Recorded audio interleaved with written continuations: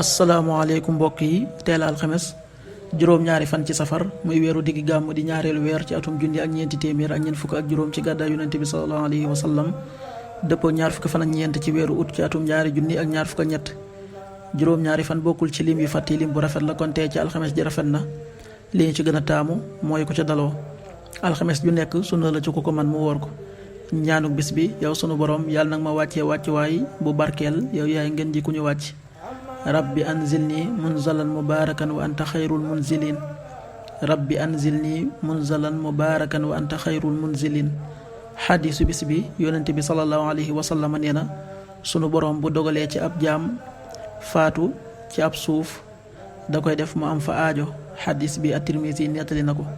qaala rasulullahi sallallahu alayhi wa sallam ida qada allahu li abdin an yamuuta bi ardin jacala lahu ilayha xaaja rawaahu Tirmidi.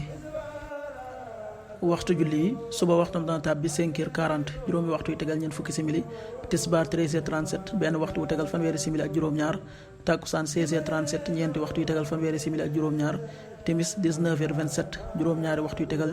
ñaar fukki simili ak juróom-ñaar gee 20h40 juróom-ñetti waxtu yu tegal ñeent fukki simili loolu mooy waxtu julli yi ci Touba ak li ko wër. bu fekkee nekkoo Touba su ko féetee penku ñaar fukk ak juróom-ñaari kilomètre yu ne wàññil benn simili soo ko féetee sowwu ñaar fukk ak juróom-ñaari kilomètre yu ne yokkal benn simili soo ko féetee gànnaar wala Saalum téeméeri kilomètre yu ne yokkal benn simili jant bi dana fenk 6h55 juróom benn waxtu yu tegal juróom fukki simili ak juróom di soo 19h23 juróom-ñaari waxtu yu tegal ñaar fukki simili ak ñett